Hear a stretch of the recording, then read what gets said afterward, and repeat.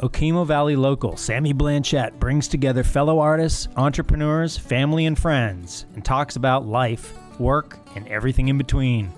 It's the Tasty Twist with Sammy B. Enjoy.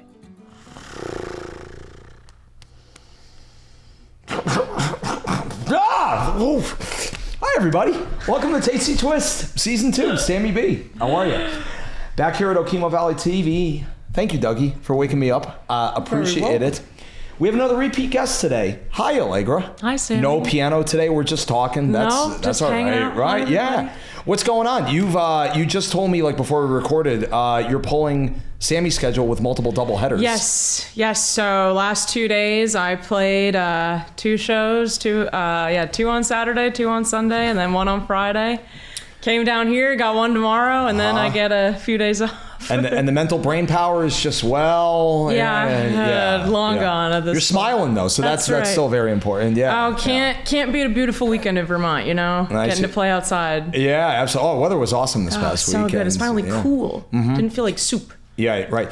For those that don't know, not that it matters podcast, but today is the 22nd of July, 2025. Yes. It was supposed to rain a lot yesterday, but it kept getting pushed back and back and back, which was nice. Yes. Did you guys get that heavy downpour? As soon as Mount Snow area did. I was playing at Beer Naked yesterday. We didn't get anything here. As soon as I loaded in my second gig, the sky opened up and...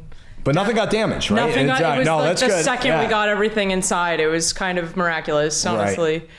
Right. Yeah. So Dougie has been playing drums at a lot of open mics around here for many, many years. Yeah. And he's just a good egg. And we're happy to have him on board this season as much as he can contribute as the co-host. And it's been a blast so far. 1 episode, but it's been a blast. Yeah.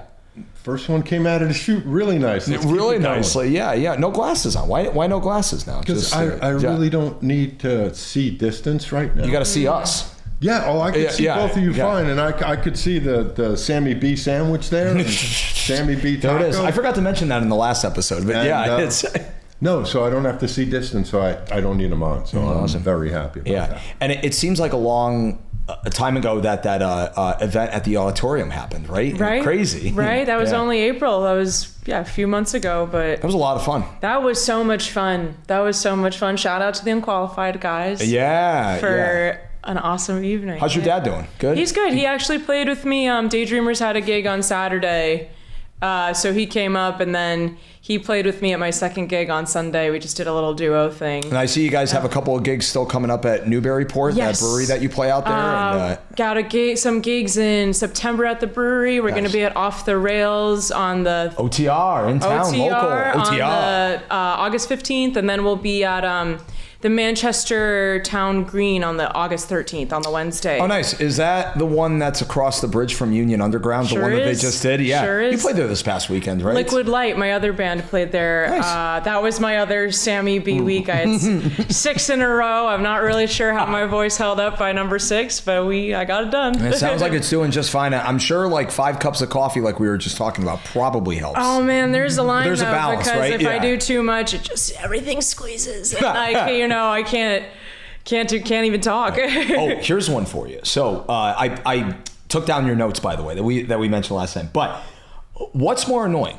You lose the falsetto or the regular voice? The regular voice, I would say, because I can avoid going to the falsetto. I can.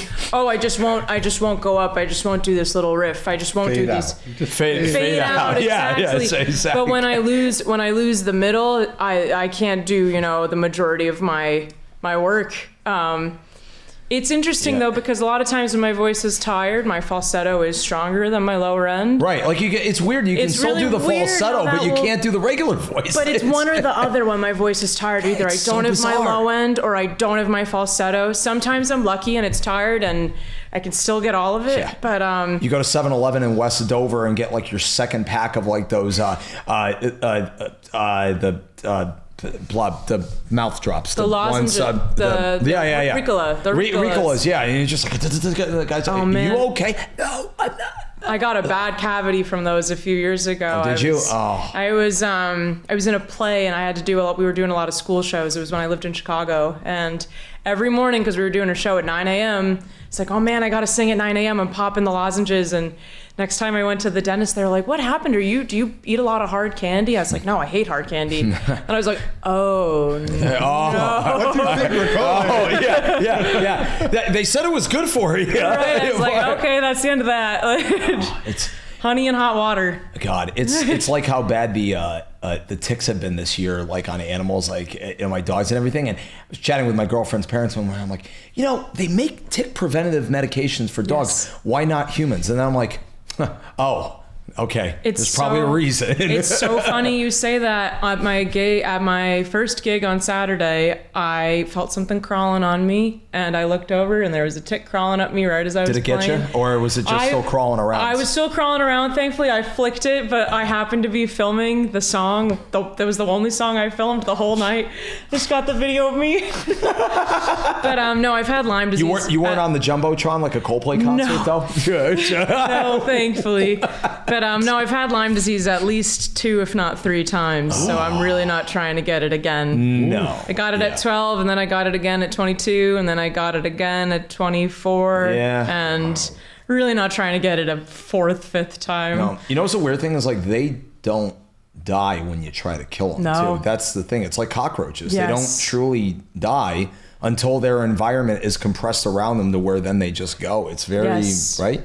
And as you know, as someone with dogs for a long time. They have a certain disease now where you have to stop eating red meat. Oh, yeah, I've heard that one. Bitten by a tick.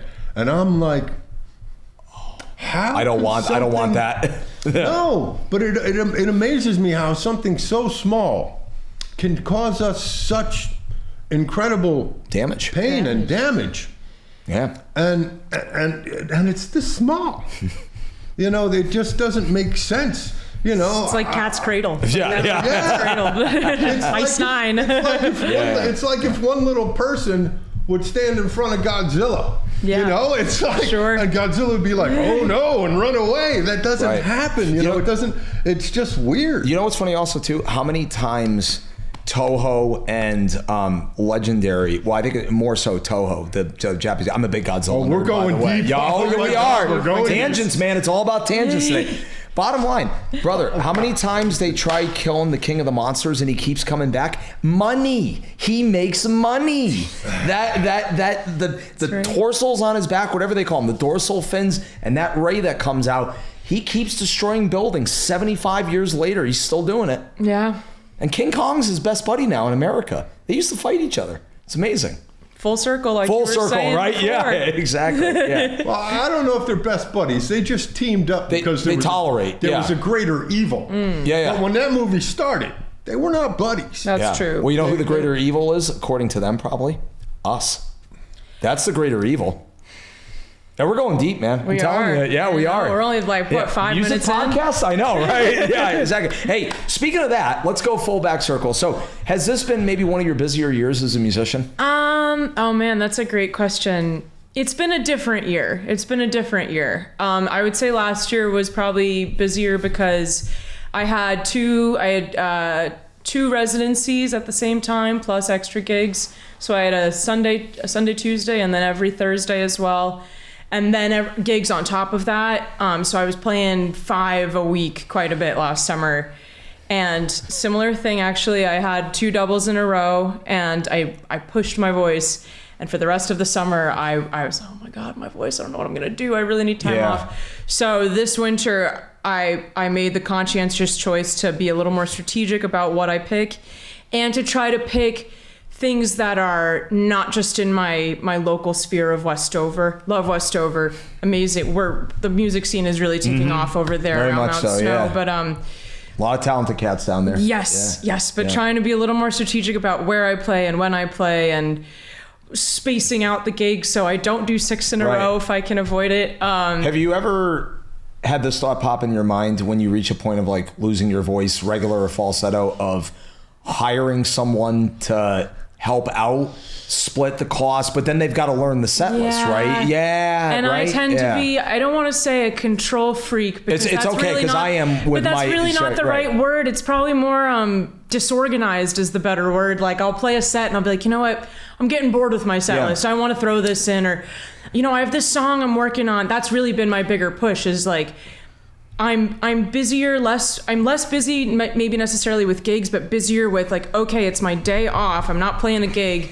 So I'm gonna rehearse this bulk of songs. I'm gonna really hone in on these original songs. I'm gonna focus in on marketing and trying to take those days off from gigs to really focus in more on the work itself and the process, and trying to tease out, like, really been focusing on writing more original music and trying to I have all these things that are like 3/4 done, and trying to finish all those 3/4 done songs. You got a new song coming out too, also, I have a new song right? coming out, pretty much almost done. We're in the mixing process right now. What's the name? It's called 2017. I had a very transformative 2017, as did a lot of people, I think. But I think a lot can relate to 2020, but yes. 2017 was, well, for me, that was the year I graduated college.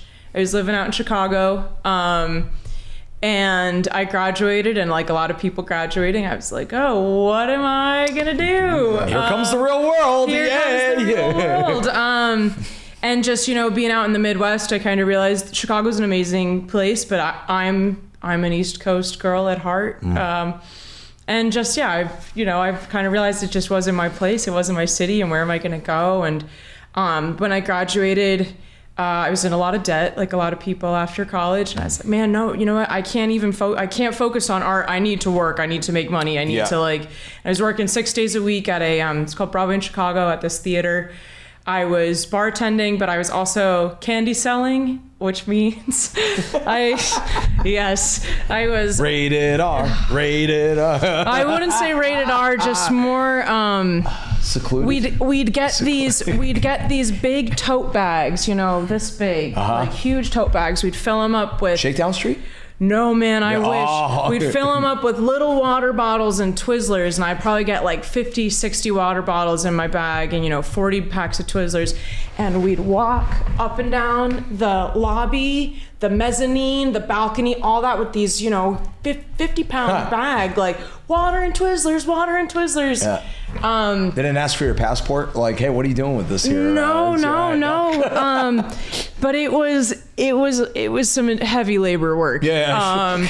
I would get burns on my shoulder from carrying the bag, you know, and we're walking up and down the stairs. It's those steep mezzanine, you know, it's an old theater. So like, and I, like I said, I wasn't playing music. I wasn't making art. I was just working. And yeah, it was soul crushing. Even if it was at a Broadway theater, you know, you'd think, I'm like, oh, I'm surrounded by music. This is great. Like, I'm surrounded by all this art. Like, but it's like, man, this is just, I feel like a robot. Did you have like any positive takeaways from the experience though? Well, so I got my major in theater, and I realized after this experience, I didn't really want to do it for my life. Yeah. And I got There's $80,000 though. But I learned about how to manage a career in art and how to time manage, and I still use my degree every day. I'm lucky in that way. I think I use my degree every day. Even if it wasn't the way maybe my professors wanted me to, or what was expected of me. I kind of forged my own path. With I'm right there in the same category. You know, with playing music, everyone wants you to do it a certain way. Well, my first bachelor's degree in music performance, that was that was supposedly, according to college universities, is a gateway to getting a master's in teaching. Yes. Sorry, everybody that has wanted me to teach. I don't really have patience to teach music, like to make a living. Totally. I don't have patience to do it. Occasionally here and there, like, hey, I'll show you this like scale of this and that. But why little Johnny's not practicing at 9 years old, like at mom and dad's house after seeing me once a week? He's 9. Let him figure it out. Exactly. It's like sports. Let him figure it out. Let them come to it on their own. I'll give you some, but it's like, we can't afford to pay anymore. I was like, I can't make the kid practice. What do you want me to tell you? Exactly. I can show them things that I think could help, but I'm not coming home with them. Yes. No, and it was. I know that sounded weird. Also, No. Similar experience for me though. At school. But that's why I don't teach it. Sorry. Anyways. Yeah. No. How much at that point? It's how much do the parents want to invest in it? Not money wise, but their time. And energy. Right. Do they see that this could be something for their child? Did they know originally that this was going to peter out? And that they just wanted to get it out of the way, so that they could say to them afterward, "Okay, but we went down that road, Bobby, we tried it, and this is what you did." So absolutely, it's not going to happen. No, and at the time I went to school, it was 100% what I wanted to do, and even upon graduating, I was determined it was what I wanted to do, and I tried it out for years. Actually, right up to the pandemic, we had dress rehearsal for a show. We're like, all right, tonight's dress rehearsal. We got a call. Hey guys, no dress rehearsal tonight. See you tomorrow. Hey guys, actually no show this weekend.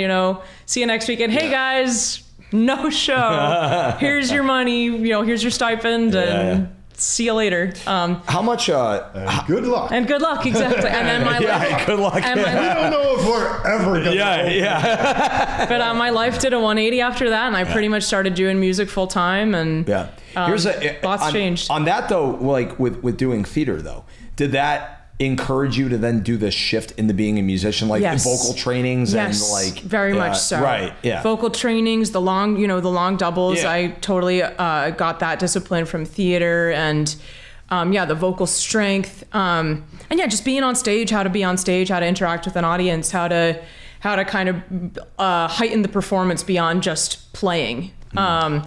Which is definitely a challenge, but just chat about that with Jim a little while ago. Literally. There's a lot more to theater than just knowing your lines. Oh, absolutely. You have to remember the audience is this way. So you always have to be, unless you have a mic, which most places don't, you're physically projecting. Absolutely. So you have to remember, you cannot mumble at all. You cannot turn your head and face and show them your back. You have to constantly have one eye. Come on, you can't be Miles Davis. Miles Davis made a freaking living off it. That's Miles. I just gonna play my trumpet right behind you. I love Miles, by the way. Theater, I love Miles. There's so much more too. People think it's just remember your lines and speak clearly. No, you have to speak in the right direction. Everyone else has to be in on it. Right. Yes. And it's very hard to be doing something in almost like a two-dimensional thing and creating it three-dimensionally. It's hard for me to kind of express it, but to do it and just always be facing that way is one of the most difficult parts of it. Absolutely. It's like your brain is playing ping pong, like from one end to the next, like keeping an eye on everything, and a lot of that, I'm sure, obviously too, in like preparations for shows is, God, there's pressure on yourself when you're not mentally or physically 100% to still think for 3 hours that you're mentally and physically there. Because, we all got stuff in our personal lives. Yes. And so to keep that out of, what do they say, the work environment, man, that could be challenging sometimes. Yeah, leave it at the door. Leave it at the door, exactly. Leave it at the door. Yeah. No, totally. Yeah. But anyways, that's great that you got a lot of inspiration out of that. Well, so at the end, just to circle back to the song, so at the end of 2017, I kind of realized, I needed to leave Chicago, leave where I was at, and move back to the Midwest. Or move back to the East Coast. Ended up moving to New York City for a summer, and that was super transformative, just to be in New York City and. Made my way back here to the East Coast, lived in Mass for a little bit, and made my way to Vermont. That's awesome. Yeah. And your band with your dad originated in Mass. In Mass, correct? Yeah. Yes. End of 2018, we started doing a duo, and then I started sitting in with one of his other bands. And then again, of course, the pandemic happened. No one was playing. No bands were even really practicing. Right. But somewhere in 2022, 21, somewhere in there, we started playing as a four-piece. Mm-hmm. And now I'm with another band, Liquid Light, that I met everybody up here. And it's been cool. It's crazy to think I'm going on 5 years of living up in Vermont, which feels surreal. Pretty wild, right? Yeah. I think I moved up November 2020. At the end, right in time for the Mount Snow season. Everyone always asks this question because I'm going on 7 years myself also too. You still enjoying it for the most part? Yes. Yeah. Yes. I get a little stir crazy sometimes. I can't lie. Like I said, I lived in Chicago for 4 years and New York City before moving up here. So a lot of times I'm like, I want to go out. I want to like be out till 4 a.m. I want to like yeah. And then there's another part of me that's like, no, but you also need to slow down. Say it with me, my friend. Slow. Look at the grass. Make yourself a nice cows, meal. turkeys. Exactly. There's something to be said for driving down the road and being able to pull over and take a glass of water out of the creek and drink Yes. Or absolutely. go to the bathroom. And to drive down the road and not be assaulted with all the signs and advertisements of everything, the or green and the blue of the nature. It just is so fulfilling. Yeah. Do we know if it's like a giant park we live in. Yes, is exactly. Is Vermont still the only state that doesn't allow big billboards? Yes, they I believe so. I do believe and so. I know the light pollution at night as well. I think we're one of the only states without night skiing and things like that. Which, you can tell at night we get the most beautiful stars. We sure do. And that's the thing. When I get stir crazy, I'm like, but think of that. Like, you get this thing that, most people don't get. Yeah. Did you mainly commute, train or car in the cities? Chicago and New York? I took the train and the bus. I did not get my license until I was 22, almost 23. That's not bad. That's not bad. That's all right. It just saving a lot of money, for the moment. Yeah. Well, actually, it worked out great because by the time I got my first car, Saab, for all the Saab people out there, I miss my Saab. But by the time I got my first car, I paid it off right away, and it was a Saab, so it wasn't super expensive. Probably under 10. Probably under 10 grand. I love to shout out to Saab. But yeah. Well, they're amazing. Thanks, but sorry, not sorry. Under 5, honestly. Oh, nice. No, but it was such a solid car, and oh my god, I last October I had to get a new car, and it killed me to get rid of my Saab. Oh, wait a minute, that's right. That's the same one. That's right. Yeah. That just happened. A fresh wound. What'd you get over? 250,000 on it? I think two something. No, 175. I don't think I broke 2 on the car, but. Man, I loved that car so much, but I had a problem with the headlight, and because my car was from 03, finding a new part for it was pretty much impossible. And my engine was the strongest thing in the car, and the engine was starting to go by the end. I was having trouble getting up hills. I was getting way at the end of my turbo, but man, that crushed me to get rid of that car. It's a car's version of congenital heart failure right there when the engine starts to, that was the one thing keeping this car going. But I sold it back to the guy who sold it to me, and I know, and he has you sold it back? I sold it back for $300. Because it's still a lot of stuff worked well, and he has a whole Saab garage, so he's going to use it. He probably used it for parts for other Saabs. Yeah. But I don't even know why I just launched into this story about myself. $300 barely covers a monthly car payment nowadays. Exactly. Yeah. But no, I ended up making a whole collage of all the stuff that was in my car, and the check he gave me, I moved it a mobile deposit, and now it's the center of the collage. How about a comedian I saw a skit on recently? He said, why do they call it the glove compartment? Who puts gloves in the glove compartment? I feel like back in the day, that's what they used to do. Yeah. People had driving gloves. They had driving gloves, and that's where you put them.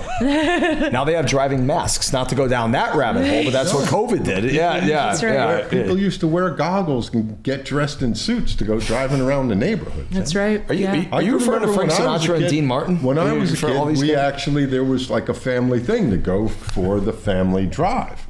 And that's usually where you got your first bit of music coming in, because, Dad would plop on the AM radio and you'd get to listen to things. And I remember back in my day, one of the first songs that I ever actively listened to, because, there's a difference between listening and actively listening to. Right. That blew my mind, and I could remember being like, "Play it again," and he just laughed. Play it again. Where's the rewind button? It's just like 4 giant chrome buttons. But it was the Righteous Brothers. Okay. Oh, okay. And just listening to his, and it wasn't both of them together. It was Unchained Melody, and just listening to his vocals took me to some weird place that I didn't know, even though all this stuff was going on. And Did you get the goosebumps? You get the goosebumps? Well, I was a kid. Yeah. You can get goosebumps as a kid. What I got more than anything was that drop still. Mouth open, like what's going on here? Totally. I can't. Maybe I did, Sammy, but it was just complete. That kind of time suspension. Yeah, absolutely. Do you have a moment like that? All of a sudden, I realized, I realized what it was. You know, like what music was. Before that, it was all you know, like and that's the song Robin or what, you know, Red Rock. All that other stuff was, you know, and this song with just a dum dum dum dum dum dum dum dum dum constantly throughout it with nothing else and no auto tune, but his voice was like. I was trying to figure out how many people were singing, and I'm like, no, that's one person. One guy. How can someone do that? That's like that's like in the old Looney Tunes episodes, Mel Blanc doing all the voices of the Looney Tunes characters, man. Yeah, and it blows. Duck season, weapon season, Elmer Fudd. one of my little things to do now every few weeks, I'll just type it in there and look at, because now people have reaction videos. Oh yeah. To those things. are classic. They are. Those, yeah. But when you see someone who is a rap fan, you know, okay, you guys told me I should listen to this Unchained Melody by blah blah blah blah blah, and they see him do it, and their face, at first they're like, and then when he starts scaling through things with no auto, all of a sudden they go, just a microphone, you could see them have almost that same visceral reaction. I see the reaction I must have had. They're like, yeah. Oh, totally. And then they stop it, because usually they want to talk and give it. And so many of them will go, I got nothing. Yeah. They're like, I got nothing. Reacting to it. Yeah, absolutely. Yeah. And then after he goes through, and then when he gets to the very end of the song, like you were saying before about what part of your voice, he hits a couple of notes and travels into the next line, and people, you can see they're crying. And these are tough, thug people, and they're It just took the emotional yeah. And I'm like, I'm glad that people can still have that feeling with music towards raw music. Right. Just dun dun dun dun dun dun dun dun dun dun. Absolutely. There's no drumming, there's no chorus, there's no nothing. A man with a microphone and just that going. Yeah. It's almost a cappella. Right. You know, because the things he's doing, he's not keying off of. Right. He's traveling way past where the music is going and the notes in the music. Yeah. And it's just incredible to see that, you know, and to see people actually still get that feeling where they shut up. Right. You know, no, they can't even.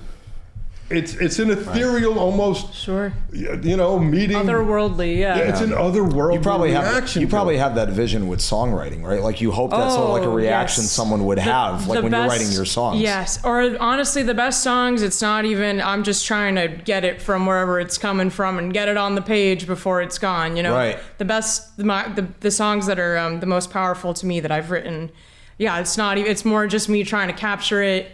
Or me trying, I have the idea and I can like see it, but I just gotta pull the words. I gotta pull the melody. How you write music, has it changed over time? Like since we last did an episode last year? Like do you do it quickly, or sometimes songs you're stuck on for a couple of years? Oh man, both, all of the above. Do you go off a riff, or do you go off everything? Okay. Everything, honestly, it could be either which one. A lot of times, usually or used to be me, you know, playing something, playing a melody, getting locked in with something, and then just train of thought starting to sing. I noticed that my melodies were getting a little boring, or I was getting bored with my melodies, I guess.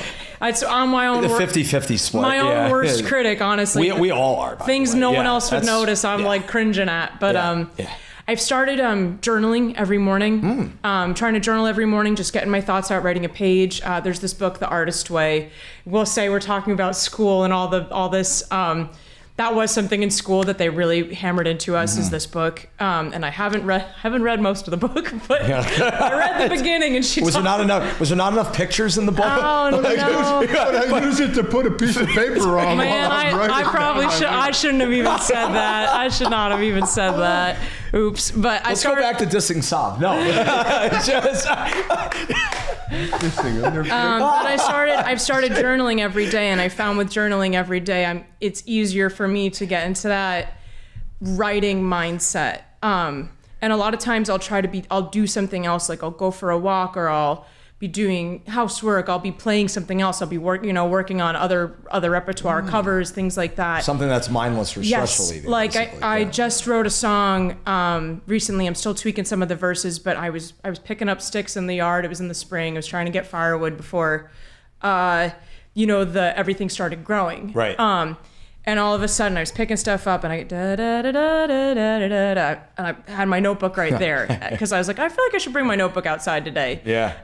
Just sat there, wrote pretty much 3/4 of the song right there, picking up. Major, minor key? Minor. E flat minor. E flat. Ooh. Nice piano key. It's a nice jazz chord also too. I'm doing B flat 7-13 sus 9, then a little E flat 7. Sounds like a calculus problem. Did you get that? Yeah. He's looking for it with that cricket on the ground. Squirrel. Oh goodness. So you obviously have had a wonderful blend over the last couple of years of band shows and solo shows. Yes. You have a preference on either, and that kind of translates into the point of being the boss. Yes. Man, it's hard to say. Kind of like we were saying before, like when it's solo, I can go off my own rails a little bit and start playing stuff that, newer songs or stuff. Okay, I've rehearsed this a little bit. I'm gonna try it out. It's not the guy in the golf polos will want to listen to, right? Remember we talked about that last time? I remember. Something like, oh yeah, a guy in a golf polo he picked up on like a Peter, the Wharf Rat, the Wharf Rat, the Dead. Oh yeah, my God, that's right. Yes, exactly. Did you see his tattoo, by the way? Look, I did. We were talking about it before. There you go. Yeah, I love it. But the band shows are fun because you get to play with other people. So you're on this collective energy with other people, and you can create something so much bigger. And you're not in your own creative vacuum. Other people are lending ideas. Oh, hey, this person's doing this. I'm gonna do some of this. Effort. Oh my God, they're having the best time. Look at them over there. Like I'm gonna. And then Let's let it ride again. Let it ride together. Ride. You don't have to create everything yourself. Yes. You could just sit back and go. Exactly. Go. Yeah. Eyeball every note. Just yeah. Exactly. And even if the audience isn't paying attention, we're having a blast on stage, and that's all that matters. And with a band, it's easier to pull the audience's attention. The drums and the bass. People listen to that. There's something deeply resonant about that. Whereas me on a piano with my voice, I got to do a hell of a lot more work to pull that attention. And I can do it, but like when you got a band, people are just inherently more interested, and they'll dance. Right. And they'll sit, it gives them permission to kind of let their guard down a little more. Whereas with a solo, you can do it, but it's a lot more work. Right. Oh yeah. Yep.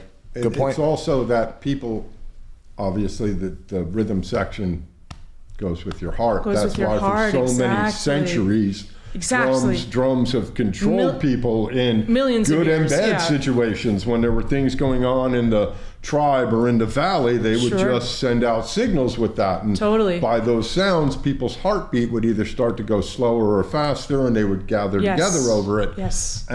But when you're playing, I think maybe when you're playing solo, people are more actively listening, so they're being quieter, because it would drown you out if they're going more. It's hard for you to play solo and so loud to create that. But that depends on the venue also too. That depends on the venue. That's very true. Yes. And what's going on. Because you got some moments where, say, like you're playing at like Outer Limits, for example, down over here. That's a big room that has a couple of like the sound panels, and you have one moment where there's like maybe 5 people in there if they're working. Oh God! Shout out to Outer Limits. Shout out to OTR though. So happy you're back and off the rails. Yeah. No, Outer Limits Brewing.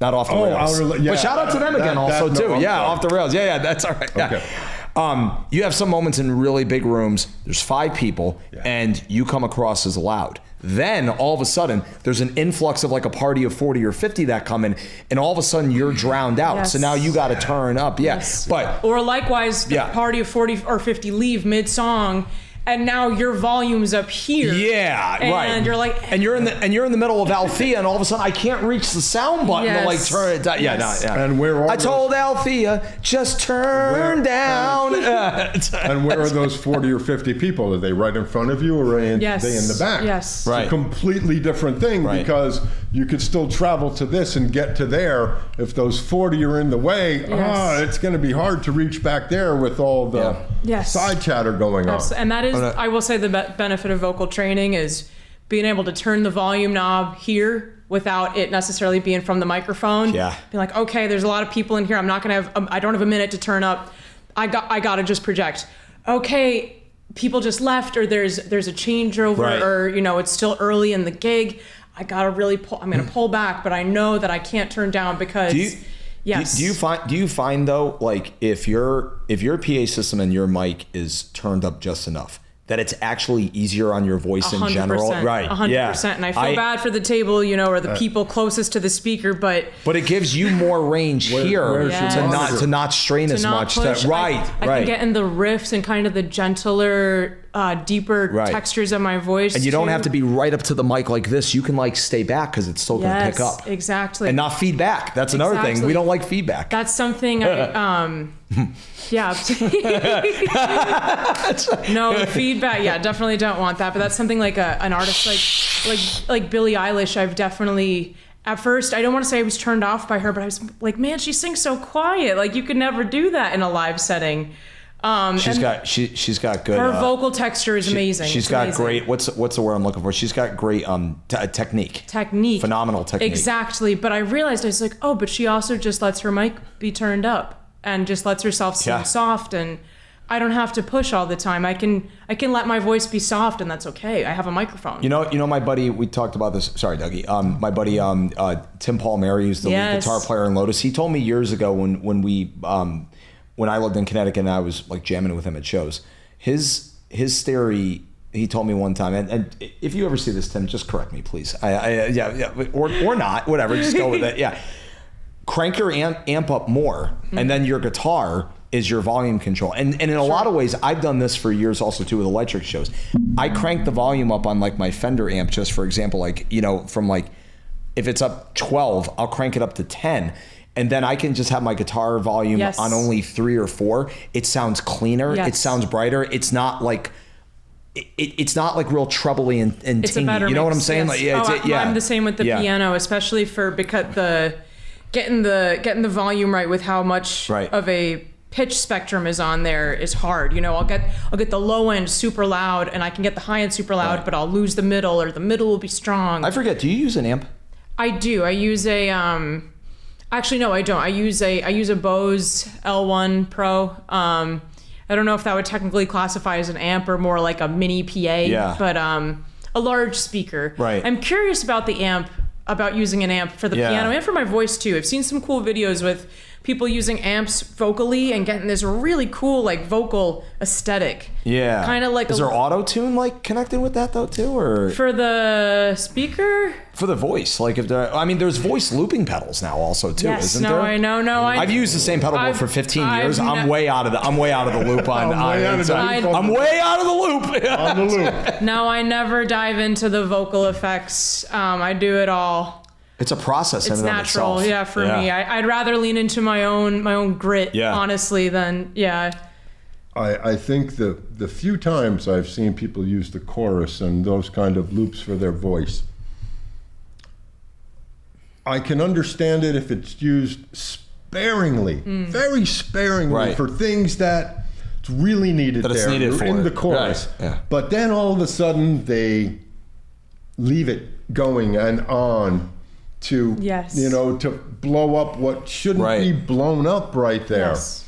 And that's where I think the simplicity is key. Kind of like what you were just saying about that song. I'd much rather hear it without any of it then. Thank you. I could draw in the other pieces in my mind without that going. Yeah, if you just want to use it right there, okay, I get it. Right. Yeah. You know, because you're out of breath and you're playing guitar or playing piano at the same time, and you're you're already doing so many things in your brain that you just the electrical signals can't fire anymore. You know. At the end of the day, your body should be telling you, or your self-awareness button should be saying, okay, slow down again. Yes. Slow down. Yes. It all comes full circle. Reading the room, being adaptable, which I'm sure you find that's more of a work in progress when you're playing solo, like absolutely. that adaptability, because you're doing all the work. Yes. Yeah. Yes.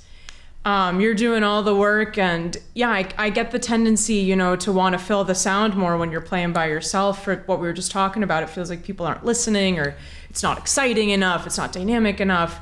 But just letting yourself kind of be okay with that vulnerability of the simplicity, and okay, it's me and my instrument, especially when you're doing original music, right? Yeah. It's like, okay, no one in this crowd knows this song. They're gonna inevitably be alienated at first because they don't know it, and we're not really primed anymore, I feel like, to maybe some of us are, but people aren't, what is this? I don't really know this. Right. Like, what do you find that you do more? I guess it all depends on the show and the audience. But what do you find more? Do you announce it before you play it? Do you just kind of let it ride? Do you let them try to figure it out? I am awful with announcing my original songs. Just gotta slide it in there. Just slide it in there. That's not you. That's because the audience has trained you in a way. Because I see this so many times. In the words of Seinfeld, not that there's anything wrong with that. As soon as you go, I know something I've written, you can almost feel people turn away and not turn in. Yes. So I understand what you're saying, and it's not right. Yeah.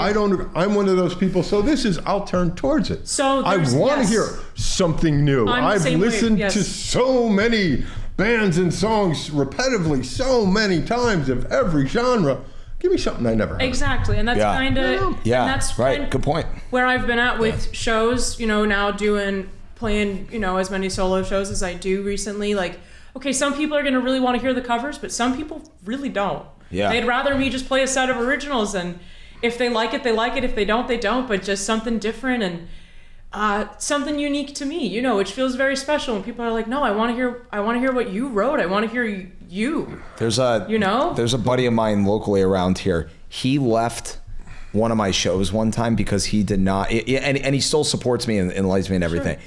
He left one time during first set because he didn't hear a single original song. Dead serious. Sure. Yeah. I played all covers primarily for the majority of the audience who are there drinking, whooping it up with their buddies, having a good time. And he was just mainly interested in Sammy B original music, and he didn't hear a single song. Yeah. So he was one and done with his beers, and he left. Yes, that's so real. That's so real. You can't figure it out sometimes. But you're being paid by the venue to keep the people there, to keep the people happy. That second or third drink that we were talking about, right? Like keeping them there, right? Yes. Keep them there. That's what it's all about. I want to take it back really quickly. What we were talking a couple topics before. That I love the tangents that always going on with conversation. Sorry, real quick. Real quick. I tell people a lot all the time. So Allegra Larson, you're the face of your band. Yes. But without the bass player and the drummer walking in, yes. Huge. I tell people that all the time. I'm like, hey, I may be the guy that's entertaining the crowd and chatting up a storm and soloing, but without, Tim and Adrian or Chris and Adrian on bass and drums, it's... If you think of it, I like to think of it like maybe like a tree, kind of. Like, if you don't have the roots, it's not going to get the water, you know what I mean? Like, we can be up here, me with the piano, I'm up here with the leaves, I'm all sparkly, but without that thing, really, without that groundwork, that groundedness. It's like building a house. Exactly. Just laying bricks, foundation. one on top of the other. That's all the rhythm section is doing. Just laying the bricks. You guys go dancing and flitting around up there. That's great. Just laying the bricks. Yes. Just laying the bricks. You were talking just a little while ago about how certain songs you hear them the first time and then the second time and the third time, and you're just stopped dead in your tracks all the time. I love hearing a bass player that solos like a guitar player every once in a while, but still leads it down.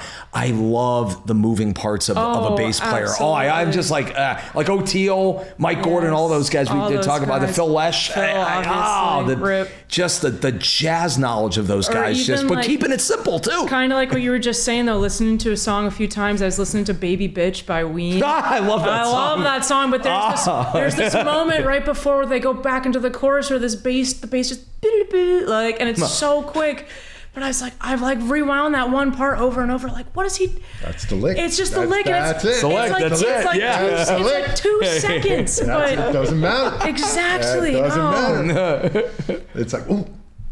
Yeah, they're not just on the one on the, like it's there's just this whole other. How about when bass players they ride the one the entire time, and the guitar player and the piano player are playing the 4 or the 5 on top of that. I love that too. It's just like riding the one. Yes. I love that. Yeah. I forget what that's called in music theory, but that's one of my favorite things where there's like what's it called? The one note that stays and everything else is moving around it. Pedaling the root. We call it that. There's like a term for it. Yeah. I want to say it starts with an O. I'm sorry, Mr. Haltmeyer. I should know that. I'm sorry. I'm sorry. I'm sorry, Mom and Dad, and all of Western Connecticut State University. We're apologizing to Saab. Who else have we apologized to? No apologies to the Saab. I miss my Saab. Yeah. I like Volkswagen, but I will not be apologizing to you in the future. Anyways, sorry. No, it's Bootsy Collins.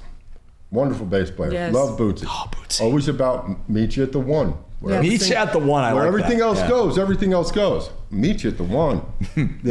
Well, with funk, that's what it is. Yes. Anything can go, but the one has to boom. Yes. Dance where you want, do what you want, boom. And it's just a very simple thing, but a very important thing. Right. Absolutely. It depends on, I think to what I'm saying is it depends on the genre of music. Yes. What you would want to call what a bass player is doing.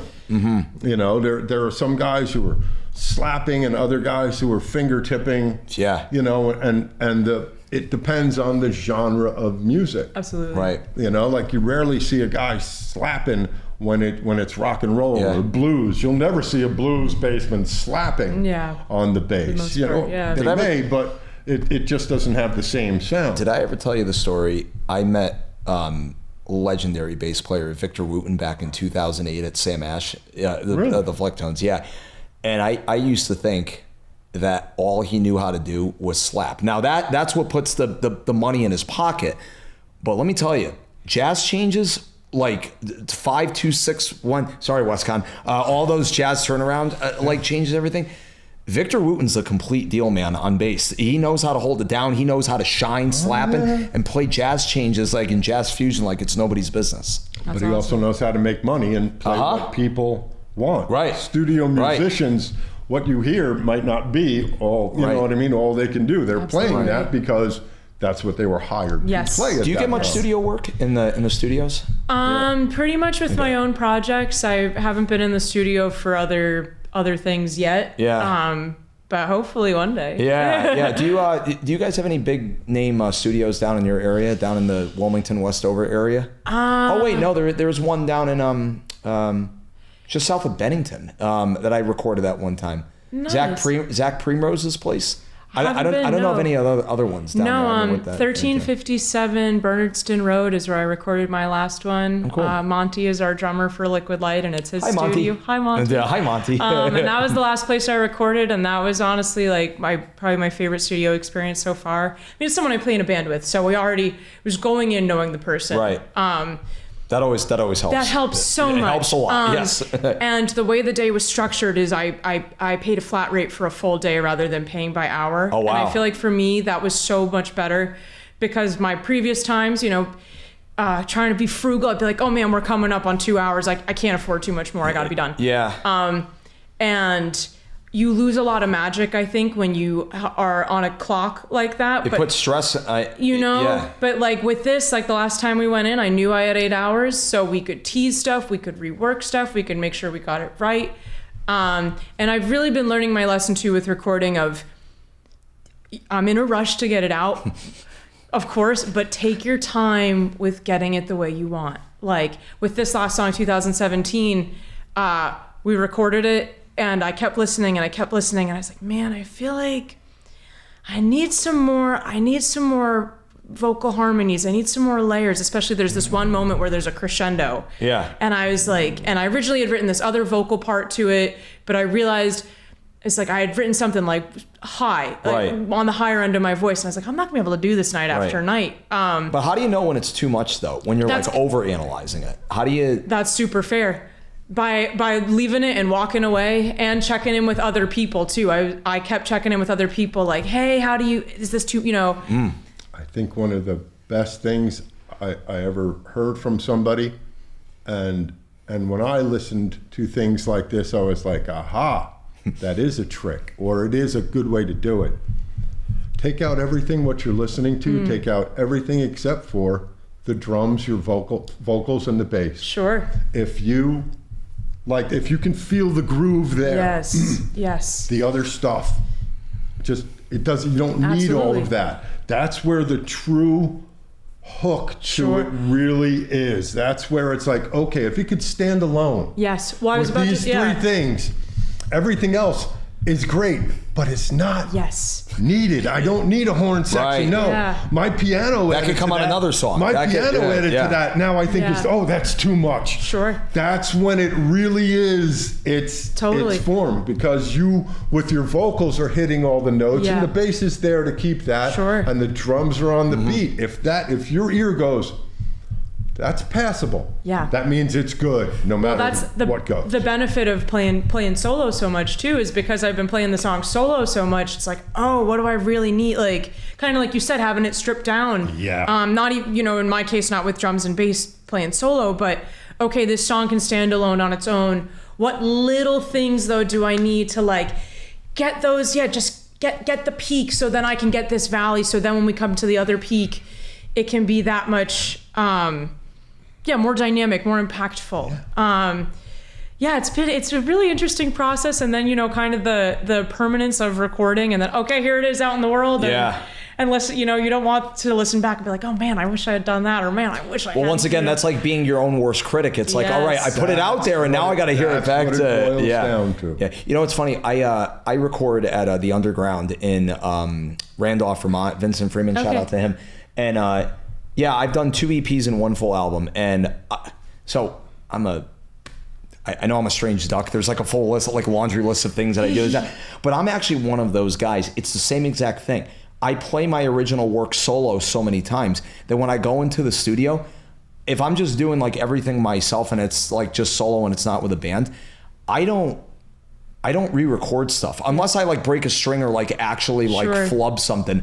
I hear it like one time through and I'm just like, all right, I'm good with that. So in a way, this is what school kind of prepares you for. Exactly. It's like you're extra studying for the quiz and the test. Yes. And you ace it with flying colors because you've already like done it so many times. Like it's like speaking a second language, basically is what I'm saying. Yes. Or even the micro editing of like, okay, like, writing a paper and going through it and being like, okay, like double checking your work. I need to add a line or two here to give a bit more context. Right. I need to, base my, fulfill my claim. Okay, I need to add a little harmony. Your point, you don't need to. Exactly. Exactly. So I big pet peeve of mine. I talk about social media and Facebook and Instagram and posts and comments and stuff and everything.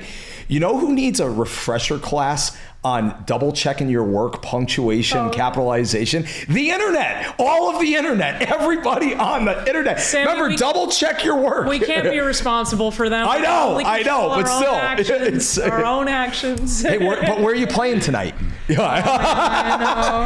let's get to that. Being the boss, is it getting easier with the marketing on your end? I have a better system now than I did. Before I would be, and it also just comes with time of playing where you're so nervous about playing a gig, and getting on stage in front of people and playing, no matter how long you've been doing it, can still be really nerve-wracking. Yeah. Oh yeah. Stage especially fright. with a new place or new whatever. New audience. Every show's a new audience. It is. So when I first started playing, it was like, man, I don't even want to post. I don't even want to think about social media. I just want to like do a good show.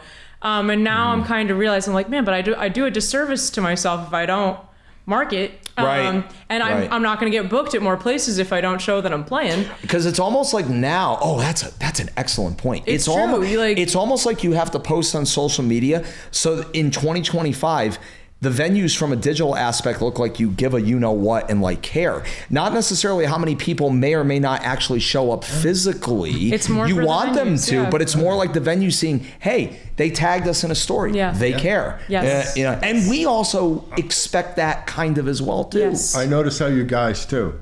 and Jim, who was just here, does this a lot.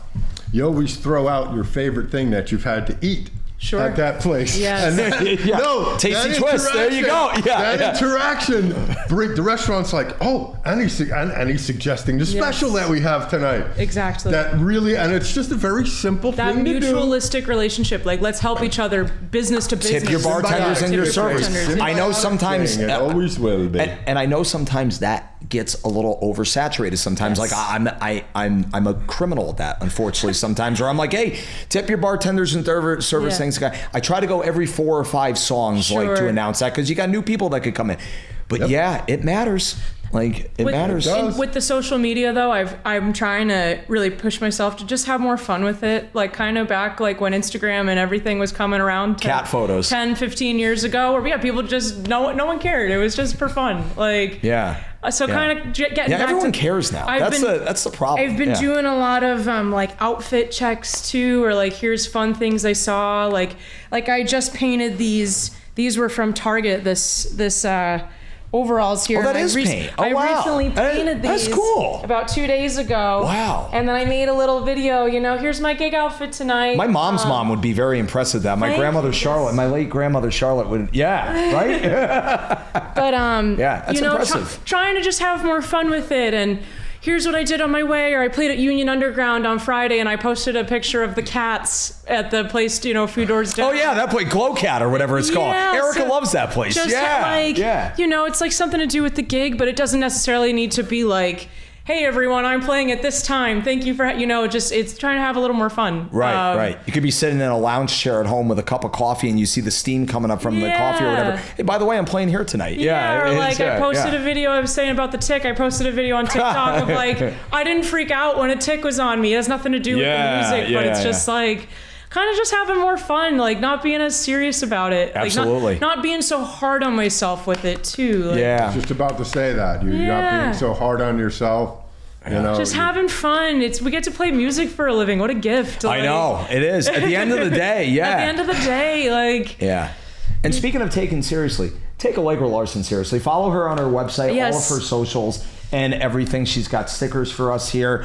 I'm sure you have. Allegra Joy Larson. You got all your music available online. You probably have an online store, right, and everything too. A merch or? Yes, I do have my merch on my website. It's not technically an online store so much as just a section on my website. I want to start doing this more and start getting, my own. Get the logo too, Allegra. Get the logo and start doing again, having more fun, just like painting clothes. I used to do that all the time. And I haven't in years, but I want to start doing it again. That's awesome. Just having more fun. And it's good to have hobbies to take your mind off of what we do as well too. Besides, we love being musicians. Exactly. And then I'll be painting and oh my God, I gotta go play the piano. I just thought of this riff. Oh my, just got this line. Leaving the paint. It's all holistic. It all feeds itself. You know. One of the points you mentioned the other day, I want to make sure we get to it before we wrap things up. How do you like the music industry in Southern Central Vermont in general nowadays? It's cool.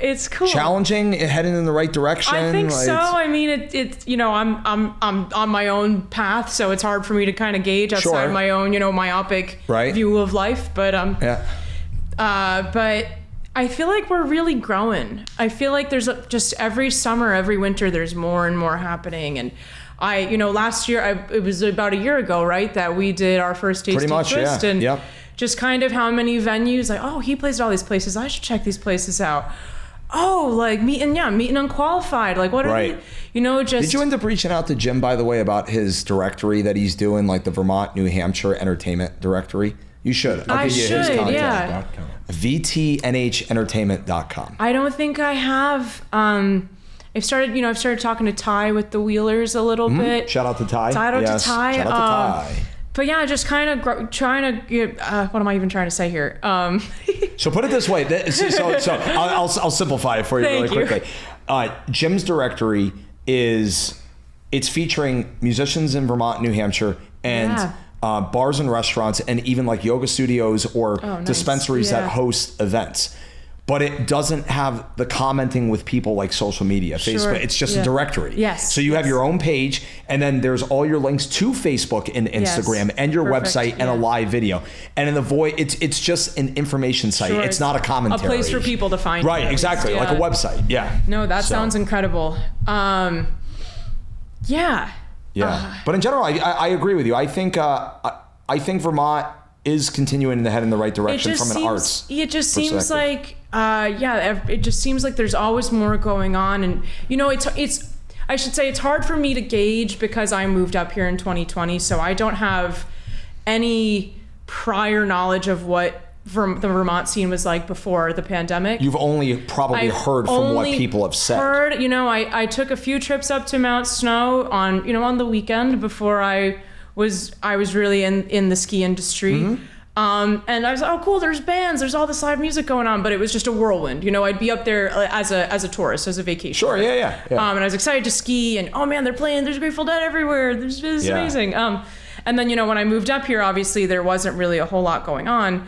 So you didn't really experience mud season and stick season yet in its entirety. I was hanging out with the same 5 people every day, It was like and going to work and going home.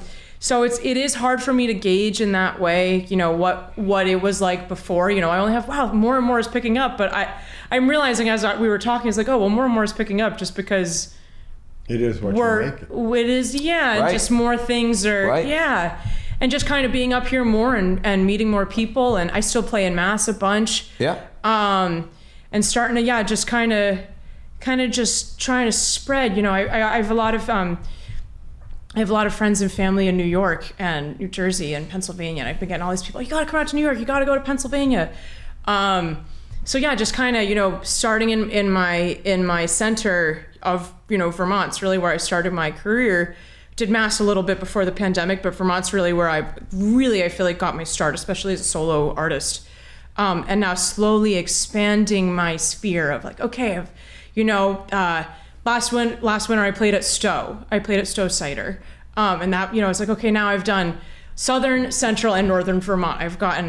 I want to get up into Northern Vermont more, but now I've done all 3 parts of Vermont. Okay, I've been in Western. You planted the seeds. I'm planting the seeds, right? And I've played in Western Mass, and I've played in Eastern Mass, and I'm starting to play in New Hampshire, and okay, I'm playing these states, like maybe I'll go down to Rhode Island, maybe I'll check out these places in Pennsylvania, get over to New York. Like, it doesn't have to be anything crazy. I'm not trying to like launch a tour and go into debt or crazy debt or anything like that. It's still a 6-hour drive to go down someplace. It's still an investment of time and money and resources energy. And it's a long way. Speaking of investment, there's an old saying years ago. I don't know how long it was created, but it's a very important thing. Like with investing, like stocks, with like retirement and stuff.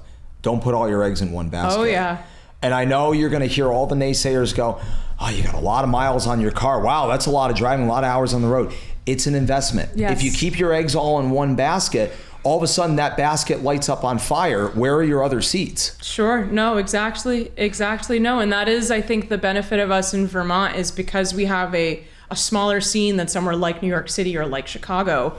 I feel like I see all these people just trying to go on tour, and tour is awesome. But when you come home from tour and you're in a couple $1,000s of debt, and you now got to get another job because music isn't going to help keep your lights on. Like, I feel like we're in this really precious moment right now of like, just being able to make a living playing music. And I have, I work at the Mountain. I have a few other odd jobs, but being able to, and I live within my means. Mm-hmm. I should say that too. I don't do anything crazy. That's probably, if we're separating facts and reality versus emotions, that's probably the most important thing anybody could probably do. Yes. Remember, like I was telling you before, save your money. All of us save our money. Just because we have the money doesn't mean we need to spend it on something that we already have 10 pairs on. Yes. That's what cripples a lot. Fancy guitar. You don't need a new fancy keyboard. Give me $100 guitar. I could just beat up it. Or if it's time, like I have a Nord, and when I got the Nord, it was expensive, and I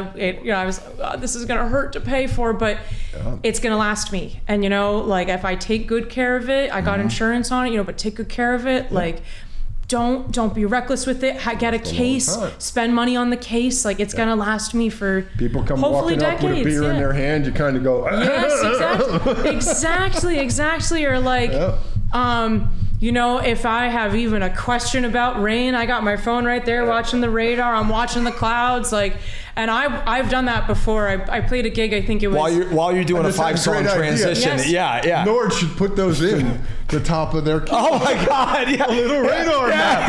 You could be playing. That's be like, Nord says it's gonna rain. Hey, we already have Apple Watches that track our information on our phone. They might as well put it in instruments as well, too. The Stage 5 is totally. I know. The Stage 5 is totally gonna have like a little radar panel. I just know it. Yeah. Quick question: what's your favorite microphone?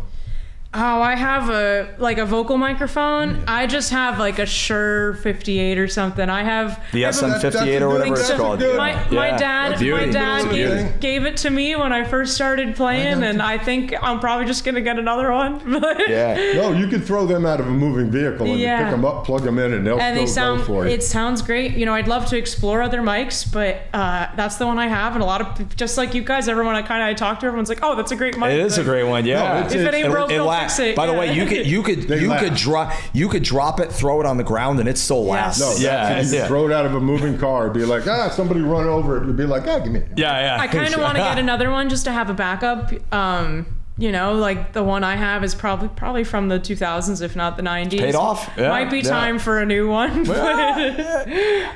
I have stands that are so badly stripped, and I'm like, if it ain't broke, don't fix it. But if it is broke, try to find a way to still use it. If the center post is hitting a wooden floor, you can get that through the microphone. Yeah, I know.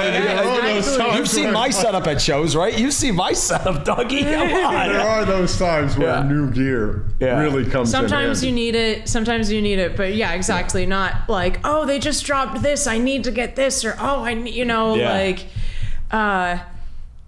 same likewise with concerts. Like, you know, there's all these shows I want to see, but feel like, you know what? Maybe I need to play my own show rather than going on Fish Tour. Like, are you going to see him this summer? I was actually just about to ask that question. I don't think so. We were gonna go to SPAC. We were gonna do all 3 days of SPAC. I want to go so bad. This is what I mean, like living within your means. Right. I was gonna go. We were gonna do 3 nights of SPAC. I was all about it. We were gonna stay at like a family cabin, so we weren't even gonna have to pay. But I have to play Saturday. Saturday, $1,000. Exactly. Saturday in the middle of the day, I still have to play. Yeah. So it's like, man, we're not going to do Friday, and I have to play on Sunday. So it's like, even if we do Saturday, we're gonna send it there. It's gonna be stressful. And you're gonna have to rush out at some point. Every time this happens, especially with Fish, I tell myself, and maybe it's just me being a little delulu, but like, it's like, you know what? If I were to actually talk to these 4 people and I was like, hey guys, I'd love to see your show. I got to play my own show. I feel like all 4 of them would be like, no, go play your own music. Go do your own thing. But you don't need to be in this crowd of 10,000. How many times can you really stand to watch us do it? I mean, really, they must think that way after a while. No. But then there's the baker's dozen, 13 shows at MSG, 253 songs, no repeats. There's that. But speaking of, now I'm trying to think like, okay, well, maybe summer tour is not going to happen for me, but I know I don't have to work on New Year's this year. If I plan ahead, if I start saving now to go to MSG where is for New Year's? Oh, is it MSG? Man, if it's in Florida, I'm not going. It's in Miami, Florida. Sorry, Florida. Golf courses are nice, but MSG or bust. But because I just love in New York City. Any excuse to. MSG's a great venue, but and the same thing. I have a bunch of friends in New York City, so if I go to New York City, I won't have to pay for a place to stay. Because that costs an arm and a leg just to get there. Exactly. But yeah, maybe I think we're gonna miss this tour, even though there's so much East Coast. Yeah. But you know what? That's okay. Like, that's okay. I got it. I got my own music. You got your shows. I got my own music to play. Speaking of which, any highlight shows coming up for you? Yes, as we wrap up. Oh, you got notes? So as we're wrapping up your episode here. Oh, what's that? I have a bunch of shows, but this is my band Liquid Light, we're throwing our first little festival called Hutch Fest. Nice. When is that? It's August 9th. It's on August 9th, the 30-year anniversary of Jerry's passing. Yes, crazy. But we're throwing like a little one-night festival. It's going to be our band, but then whoever wants to come and sit in, they can. You're obviously, if you're not playing, you're obviously welcome to come. But, I am, but I will keep that in mind. I figured I could give these to you guys and anyone else who's watching Hutch Fest August 9th. If you follow me on social media. Who else is playing that, by the way? I'm curious. So it's technically just our band, and then we're going to have a DJ afterwards, but we're going to have whoever wants to sit in can sit in. If someone wants to do a solo thing, I'm sure there'll be room for that. It's kind of just a party, really. But yeah, it's going to be super cool, and it's the first one we're doing. I think we're going to have some food trucks there. Nice. It's going to be a camp out. It's on like a 10-acre property, so yeah, it's going to be awesome. It's going to be fun, and I think the day that it lines up on is really special too. Having it, especially since it's kind of a grassroots thing. We're having a party in someone's backyard, and we're going to be just jamming all night. Yeah. I feel like that, like what a way to honor Jerry, you know, like. And just honor music and honor the ephemerality, He's definitely, of it his all. passing is certainly a date that millions of people remember. Yes. Well, I know exactly where I was. Yeah, it's one of those, you knew where you were. JFK, do you remember where you were? I'm like, before my time, but I know exactly where I was when Jerry died. Sure. Where were you? I was in Las Vegas and I was at work. Dang. And when I first heard it, because we'd always been going in and out of diabetic comas and stuff, and you always heard, Jerry isn't doing that well. It was like, he's fine. He's fine. You always thought he'll pull through. He's fine. Give the man a guitar. Vocally, he may not have it the last couple of years, but give the man the guitar. He'll be fine. He'll be fine. Together. And at first, it came over the radio, because we had radio back then. Yeah. Still do. And we still do. But and then I was like, that can't be right. And then I went through a couple of stations, and what really tipped me off was all of a sudden I heard the Dead. I heard the Dead, and I went, I'm getting chills just you saying that. Right there. Yeah. You're like, these stations are playing Dead that are normally you might playing get one or two a day. That was like, and then that's a sign. And then the DJ will come on out and say, that goes out to the late Garcia. That's you hear that word late, and you're like, no. Oh my that's God. what scares me, and it's weird because like nowadays, if I'm listening to, satellite radio or something, and all of a sudden I hear 3 songs from an artist, like Tom Petty, when it happened to him, it was the same thing. With Prince. And there are times now where I'm like, no, and I automatically go to chat. I'm like, okay, I'm still alive. Oh my God, I hear you. It's just a coincidence that I heard these 3 songs. Well, and the thing is, we're in that phase now where all of those guys that we idolized the last 50, way longer than we've been alive. They're all starting to drop like flies. I know. Last year, Phil. The big one for me. Sorry, but I wasn't the biggest fan of his music, but obviously knowing how musically and controversially he's been in our existence for a long time. I remember exactly where I was when Michael Jackson died. Michael Jackson, yes, me too. Which that's like what, 16 years now or something like that. It's been and same thing in the more alternative sense. But I was a big Linkin Park. Chester, Soundgarden, Chester, all of them. Stone Temple Pilots, all that. I remember Scott Weiland, man. They all died within the same year. I know Chris Cornell a couple years after and that. I got to see all those bands. I crowd surfed at Linkin Park at the TD Garden. I was like 15. I was with my dad. I completely lost my dad. Oh man, it just and just kind of being grateful for like wow, like man, I'm glad I went. Like to me of recent memory, Phil's got to be probably the biggest one. Yes, that was painful. That was painful of recent memory that which. Listen, I mean, he had a tremendous run, especially given the fact that the last 25-ish years he was on a new liver. He was playing better than ever with survived cancer. And just played. What's that? He was on a kidney. Oh, one? No, he got a new kidney now. Oh, we got a new. Oh, I had no idea. Okay, yeah. Oh, wow. Yeah. Okay. Yeah. No, that was heavy. That was a heavy. I feel like I had a show that night. I was at the New American Grill that night, and I played. I played. I remember that. 90. I remember the fill. For the next 3 days, I want to say like all about. That was me too. I was in the dead. I want to say 93% of my set, because I think I threw a couple of my own originals at the end. 93% of the set was Grateful Dead music. Yes. And I think the funny thing was, especially there. Not one of them was one that Phil ever sang. Because I haven't learned that. I haven't learned Box of Rain. I haven't learned Unbroken Chain. I know. I haven't learned. I know. Totally. No, it's so many shows that I would be at. I would Orange Whip.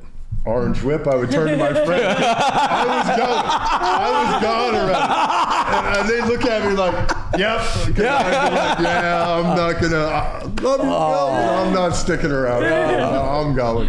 Goodness. Well, anyways, Allegra, you want to wrap this up by thanking anybody or giving anybody a shout out like we did last episode from last year?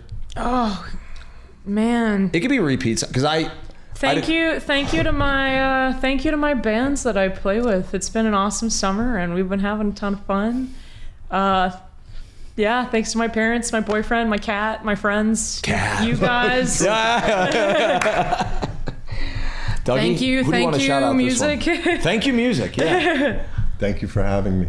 Thank you for being a guest. Hey, wonderful to actually get to know you. And by the way, I'm going to see you tomorrow twice again also too. Yeah, it's going to be a good day tomorrow. Yeah. Just shout out once again to anybody that supports the Tasty Twist. And yeah, it's a blast. Happy to be back here 2nd year in a row. Once again, I'm humbled. Okemo Valley TV, thank you for the Community Impact Award. Thank you. And Lighthouse stickers. Let's give a fist bump, guys. Woohoo! Tasty Twist, Okemo Valley TV. Thank you.